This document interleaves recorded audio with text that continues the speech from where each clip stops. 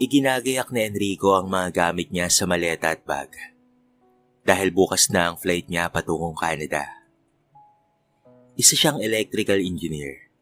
At nais niyang doon magtrabaho dahil di hamak na mas malaki ang sahod doon kumpara rito sa Pilipinas. 5 taon na siyang byudo. At naiwan sa kanya ang nag-iisa nilang anak na noon ay 3 taong gulang pa lamang. At ngayon ay 8 taong gulang na ito. Meron na rin siyang bagong kinakasama at meron rin itong anak sa una. Lalaki naman ito at 15 anyos na. Mahal, ikaw na ang bahala sa mga bata ha. Mag-ingat kayo rito ha. Palagi akong tatawag at buwan-buwan akong magpapadala. Oo naman mahal, akong bahala sa mga bata. Hindi ko sila pababayaan. Kaya huwag kang mag-alala kay Ira ha. Alam mo naman kung gaano ko kamahal ang batang yun eh. Para ko na siyang tunay na anak. Salamat mahal. Hayaan mo, pagbalik ko, magpapakasal na tayo. Yan ang matagal ko nang hinihintay mahal. Nakangiting wika nito sa kanya at tumulong na sa pag-iempake. Panatag siyang iwan ang nag-iisa niyang anak kay Ivy. Dahil nakikita naman niya kung paano nito alagaan ang kanyang anak. 1 linggo na ang nakakalipas mula noong umalis siya.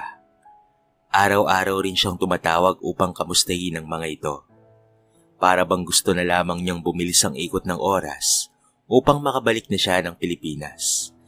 Hindi kasi siya sanay na mawalay sa kanyang anak at ito ang unang beses na nagkahiwalay sila. Lumipas pa ang ilang linggo, naging madalang niya nang makausap si Ira at ang tanging sinasabi ni Ivy ay nagtatampo ito kung kaya't ayaw siyang makausap. Ngunit lingid sa kanyang kaalaman, ay may nangyayari ng hindi maganda sa kanyang anak. Dalian mong maglaban yan at marami ka pang lalabhan. Dalian mo ha, ang kupad-kupad mo. Utos ni Ivy sa kaawa-awang si Ira. 8 taon pa lamang ito, ngunit pinaglalaban niya. Pagod na po ako, tita. Hindi ko na po kaya. Damit niyo naman po ito ni Kuya Carlo, hindi ba? Bakit hindi po kayo maglaba? Talagang sumasagot ka pa ha? Inuubos mo talaga ang pasensya ko. Sabay hatak niya sa mahabang buhok nito at inilublob sa batya na pinagbabanlawan ng mga damit. Halos mahirapan sa paghinga si Ira dahil sa ginagawa sa kanyang paglulubog ng kanyang tita Ivy rito.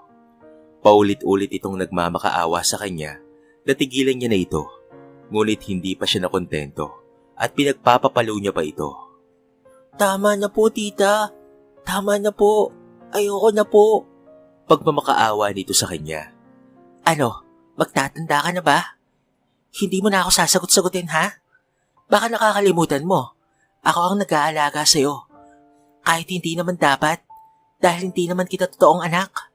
Kailangan ko lang magpanggap na gusto kita dahil kay Enrico. Tapusin mo lahat ng pinapalaba ko sa'yo, ha? Kapag nagising ako na hindi ka pa rin tapos yan, malilintikan ka ulit sa akin. Aalis na sana siya. Ngunit muli siyang humarap kay Ira. At pinagbantaan niya ito na huwag magkakamaling magsumbong kay Enrico. Tumango naman ito sa kanya habang humihikbi at nagpupunas ng mga luha. Naiiwan nga si Ira at ipinagpatuloy ang pagbabrush ng mga damit. Hindi talaga siya pinagamit ng washing machine. Dahil gusto talaga siya nitong pahirapan. Hindi rin niya magawang magsumbong sa papa niya dahil lagi siyang pinagbabantaan ng madrasta niya. Pinapalabas pa nito na nagtatampo siya kahit ang totoo ay ayaw lang nito na magkausap silang mag-ama. Pinilit nga niyang tapusin ang paglalaba at isinampay na rin niya ito. Kahit pagod na siya, ay pinilit pa rin niyang tapusin. Gutom na rin siya kaya pumasok na siya sa loob upang magtungo sa kusina. Pagbukas niya ng rice cooker, ay wala na itong laman. Napahaplos na lamang siya sa kanyang tiyan. Binuksan niya ang ref at nagbabakasakaling may makain pa siya roon. Ngunit mga tubig lamang ang laman at ang tira nilang ulam noong gabi. Alam niyang nagpadala na ang papa niya, kaya't nagtataka siya kung bakit hindi man lamang naggrocery ang kanyang tita Ivy. Nakita naman niya sa sala si Carlo na abala sa pag-online games. Nilapitan niya ito at nanghingi ng barya para sana makabili ng tinapay sa tindahan. Wala akong pera. Kay mama ka manghingi. Hindi naman ako bibigyan ng mama mo eh. Bariya lang sana, Kuya Carlo. Nakukutom na po kasi ako. Wala nga akong pera. Ba't ba ang kulit-kulit mo? Doon ka na nga. Natatalo ako dahil sa'yo eh. Hindi na nga siya kumibo at tumalikod na lamang dito. Pumatak rin ang kanyang mga luha at mabilis niya naman itong pinunasan. Lumabas siya ng bahay at nagtungo sa tindahan. Mangungutang na lamang siya ng tinapay. Mabuti na lamang at mabait ang kanilang kapitbahay na may tindahan. Dahil pinautang siya nito ng tinapay at binigyan pa siya ng juice. Bakit ba basang-basa ka, Iha? Naglaro ka na naman siguro sa tubig, no? Hindi po Naglaba po kasi ako. Marami po akong nilaban eh. Tugon niya rito, na ikinagulat naman ito. Ano ka mo? Naglalaba ka, Iha? Nasaan yung stepmother mo? Bakit hindi siya ang naglalaba? Magsusumbong na sana siya, ngunit naalala niya ang banta ni Ivy. Kung kahit sinabi na lamang niya kay Myla na masama ang pakaramdam ng kanyang madrasta. Kinagabihan ay nagpaalam sa kanya ang mag-ina na may pupuntahan lamang ang mga ito. Ngunit pasado 10:00 na ng gabi ay hindi pa rin umuwi ang mga ito. Wala pa rin siyang pagkain. Hindi naman niya alam kung papaanong magsaing dahil hindi siya naturuan ng mga gawaing bahay. Wala siyang magawa kung hindi ang umiyak na lamang dahil sa gutom. Maya-maya lamang ay dumating na sina Ivy at Carlo. Masaya ang mga ito at maraming mga bitbit. Sumalubong siya upang tanungin kung may pagkain bang dala ang mga ito. Ngunit tila hindi siya narinig ng mga ito. Naupo sila sa sofa at pinag-uusapan ng mga pinanood sa sinehan. Napansin rin niyang nag-shopping ang mga ito. Ipinang-shopping niyo lang po ang ipinadala ni Papa ko. Ang sabi niya mag-grocery tayo, bumili ng kailangan sa bahay at bayaran po ang mga dapat na bayaran. Bigla namang tumayo si Ivy at bigla na lamang siyang sinampal. Hindi ba't sinabi ko na sa'yo na huwag mong kakwestiyonin ang mga ginagawa ko? Ako ang masusunod sa bahay nito dahil ako ang narito. Tama na yan, Ma. Baka mamaya magsumbong na yan kay Tito Enrico eh. Subukan lang niyang magsumbong. Puputulin ko talaga ang tila niya. Ang sama mo, tita. Ang sama niyong dalawa. Sigaw niya kung kahit muli na naman siyang sinampal ni Ivy. Pagkatapos ay binuhos pa sa ulo niya ang iniinom nitong milk tea. Masama pala ako Hayaan mo't may isasama pa yan. Maghintay ka lang. Pumasok ka na nga sa kwarto mo kung ayaw mong kalbuin pa kita. Umiiyak nga siyang bumalik sa kwarto niya at tiniis na lamang ang pagkalam ng kanyang sikmura. Maya-maya lamang ay nakita niyang may pumipihit ng doorknob. Sa takot niya ay nagsumiksik siya sa gilid ng cabinet. Dahil inalak niya yon, ay hindi yun mabuksan. Kaya't paulit-ulit na kumatok ito mula sa labas ng pinto. Ira, si Kuya Carlo mo to. Buksan mo yung pinto. Nang marinig niya yon, ay mabilis siyang lumapit sa pintuan at binuksan ito. Pasensya ka na kung natagalan Hinintay ko pa kasing makatulog si Mama eh. O eto pagkain. Umorder ako kanina ng spaghetti with chicken. Ang sabi ko kay Mama, para sa akin. Pero para sa'yo talaga to.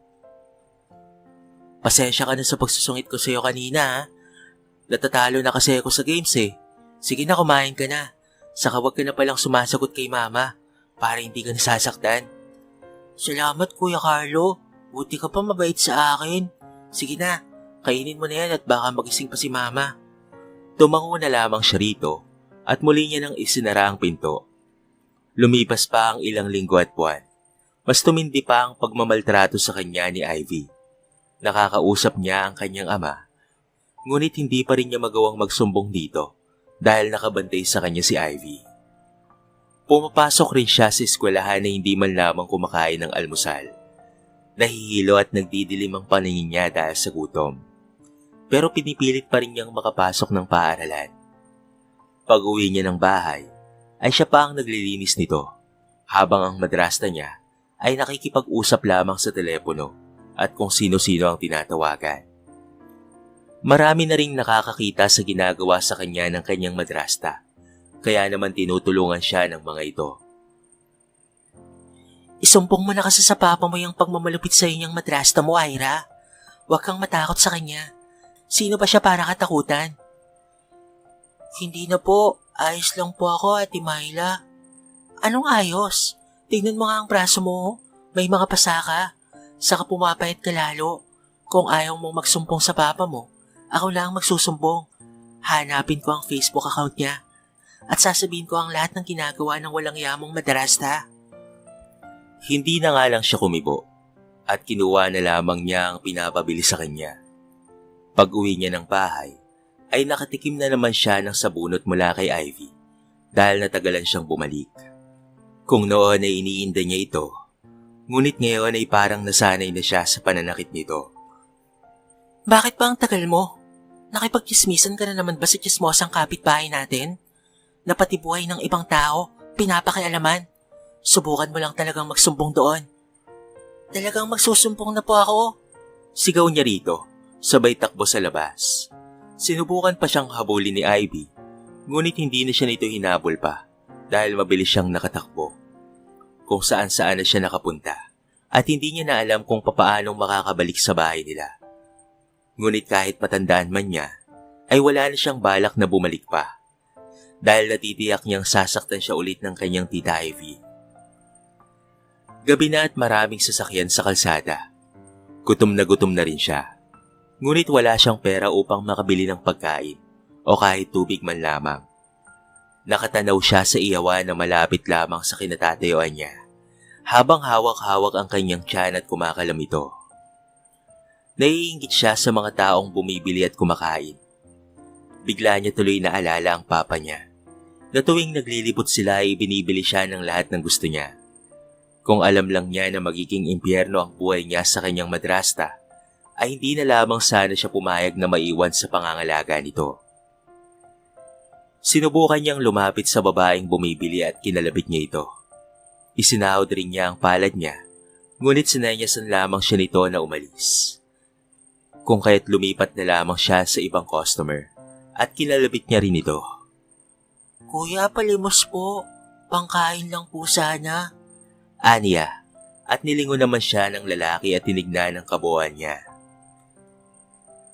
Niloloko mo ba ako, Ineng? Sa itsura mong yan, hindi ka halatang pulubi. Umuwi ka na nga sa inyo, gabi na oh.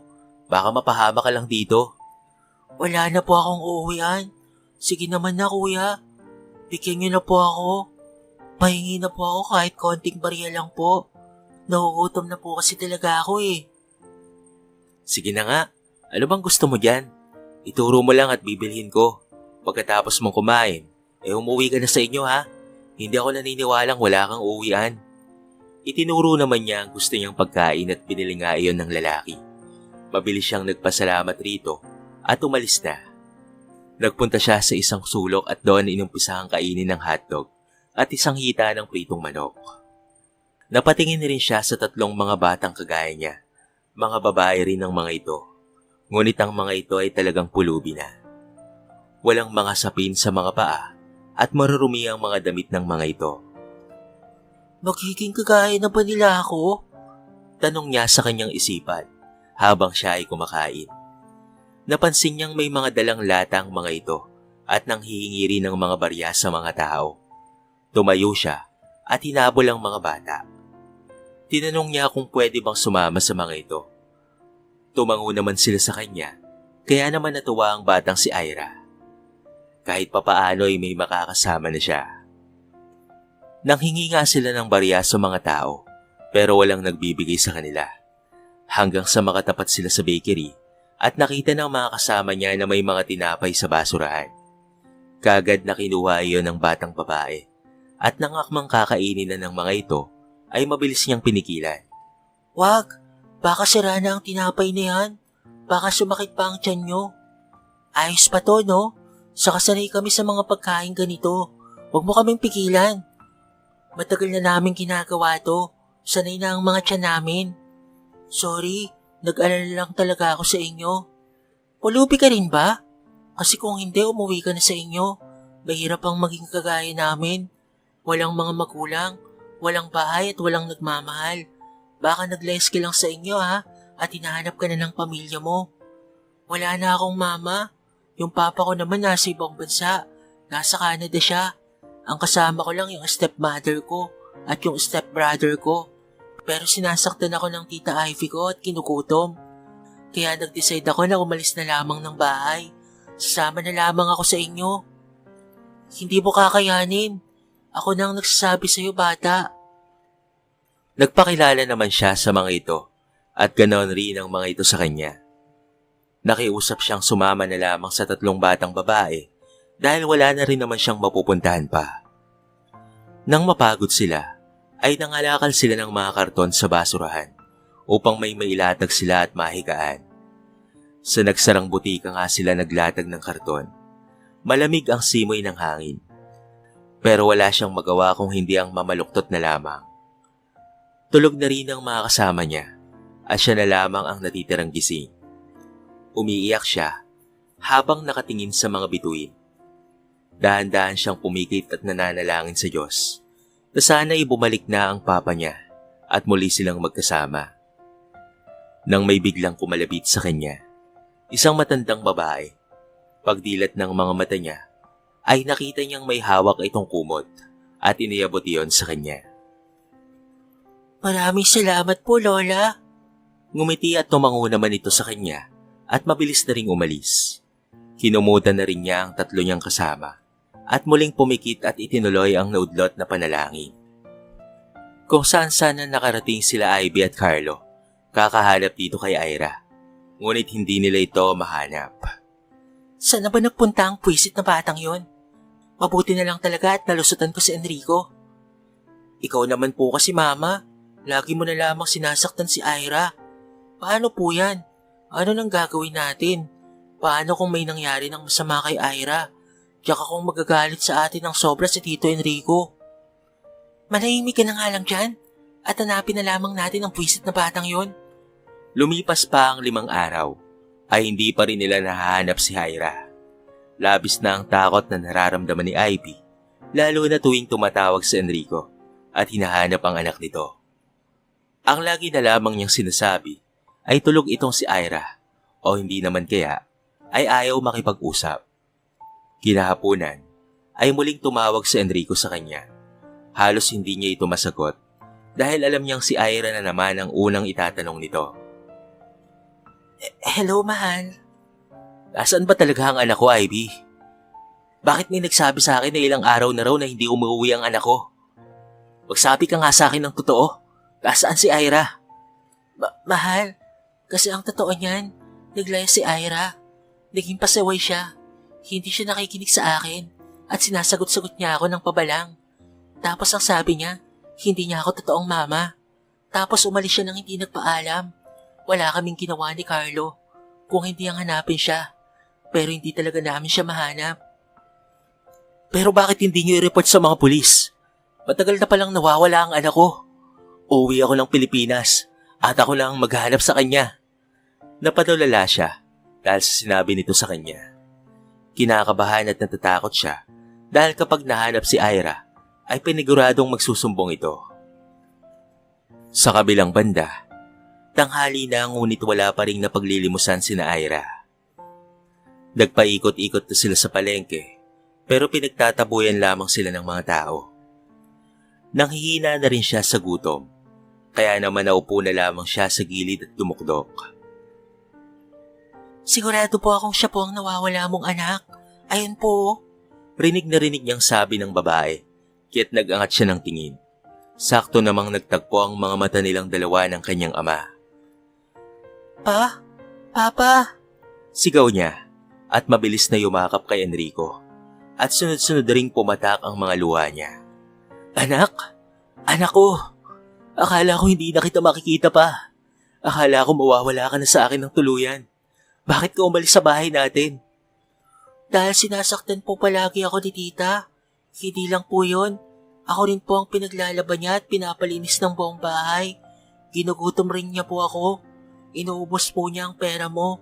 Kung ano-ano po ang pinipili niya para sa sarili niya. Matagal ko na pong gustong magsumbong pero pinagbabantaan niya po ako at tinatakot. Nagkamali ako ng pagkakakilala sa babaeng yon. Naniwala ako sa pagiging bait-baitan niya. Ngayon nandito na ako anak. Hindi ka na niya masasaktan ba? Halika na anak, umuwi na tayo sa bahay natin at papalayasin na natin sila. Walang mahalaga sa akin anak kung hindi ikaw lamang. Dahil ikaw ang anak ko. Hindi na ako aalis pa. At hindi na tayo magkakaiwalay ulit.